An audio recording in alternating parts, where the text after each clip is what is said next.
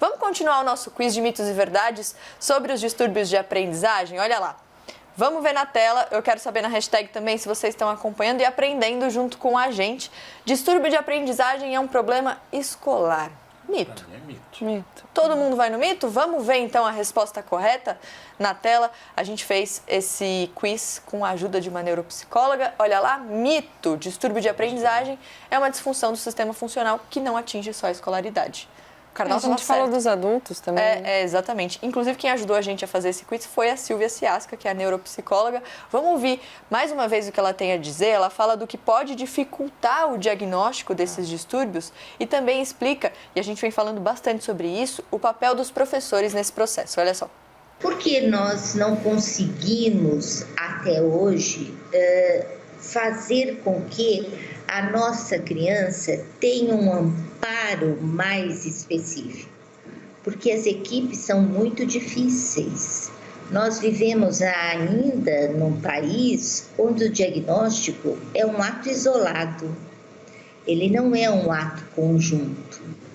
Então, existem muitos lugares onde não se tem um psicólogo, um fonoaudiólogo, um neurologista infantil, um psiquiatra que trabalhem em conjunto e, principalmente, que um fale a linguagem do outro. Então, o que nós precisamos para essa criança é um apoio continuado, um apoio interdisciplinar e agora, mais do que nunca, precisamos do apoio fundamental do professor. Obrigada, Silvia. A Silvia fala ali que existem muitos lugares onde não se tem um psicólogo, um fonoaudiólogo, um neurologista infantil ou um psiquiatra. A gente está aqui falando muitas vezes dos grandes centros, onde as pessoas têm acesso a esses profissionais para procurar ajuda para chegar num diagnóstico, né? Acho que, e nem, se a gente pensar, nem em todas as localidades dos grandes centros. A gente fala de um lugar muito privilegiado. Num outro programa, não vou lembrar exatamente qual, eu falei sobre uma lei que foi aprovada no Congresso Nacional e que depois foi vetada pelo presidente da República, com uma derrubada de veto pelo Congresso, que falava justamente da necessidade da presença de um psicólogo em toda a sala de aula. Mas aí a gente encontra, e o motivo do veto foi esse, a questão do problema da criação de despesas sem previsão de receita.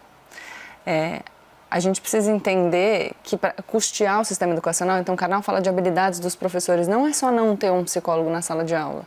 O que é fornecido para esse professor em termos de formação e atualização? Quando a gente fala de déficit de atenção, por exemplo, ou dislexia, dislalia, a gente entra na possibilidade de um diagnóstico, no encaminhamento para um profissional especializado, mas se a gente está falando da estrutura da aula, que pode gerar um desinteresse por parte do aluno, será que esses professores conseguem se atualizar a partir das novas tecnologias? A gente teve agora a questão do home office, as crianças não têm, em muitos casos, nem acesso à internet, a aparelhos de informática. Então, numa realidade extremamente desigual, a possibilidade de ser diagnosticado, de contar com um tratamento adequado para aí desenvolver as suas potencialidades é pequena, é uma possibilidade garantida a um número pequeno de crianças, adolescentes e adultos, mas a própria possibilidade de contar com um ensino pensado para gerar o interesse também é uma coisa que não se apresenta para todo mundo. Ainda falando sobre isso, você sabia que esses alunos com distúrbios de aprendizagem, eles têm direito a condições específicas nas escolas? A nossa produção aqui pesquisou quais são essas condições. A Fernanda Zuccari, ela é advogada especialista em direito do consumidor e a saúde, ela ajudou a gente a levantar essas informações. Olha lá, estudantes diagnosticados com TDAH, dislexia, descalculia, podem pedir tempo adicional para realizar as provas. Além disso, as escolas não podem rejeitar a matrícula deles.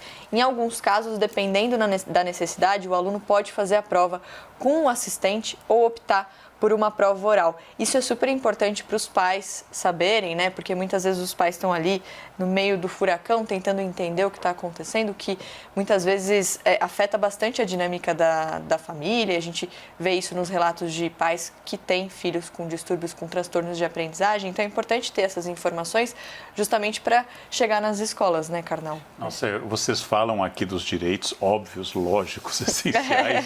Falamos da necessidade da lei de ter psicólogos psicólogo, gente, eu estou muito, muito mais baixo que isso. Estão faltando professores nas escolas, está faltando giz. Está faltando giz, está faltando água nas escolas. Faltando escola, tem gente né? roubando merenda, então está faltando escola. Quer dizer, claro que o meu sonho é que tenha um coordenador pedagógico, um profissional da educação, um psicólogo em cada escola, mas eu por enquanto já estaria feliz assim, sem goteira na sala de aula, não bater o sol, sem cortina na criança e ter professor, um de cada área, ter uma quadra de esportes. O meu Transporte, sonho, né? O meu sonho está muito mais baixo que isso. Vocês já estão falando de sofisticação, isso é uma maravilha. O psicólogo é fundamental numa escola. Mas eu estou pensando assim, luz, água, comidinha de merenda, Começar do transporte. começo, né? Começar do começo.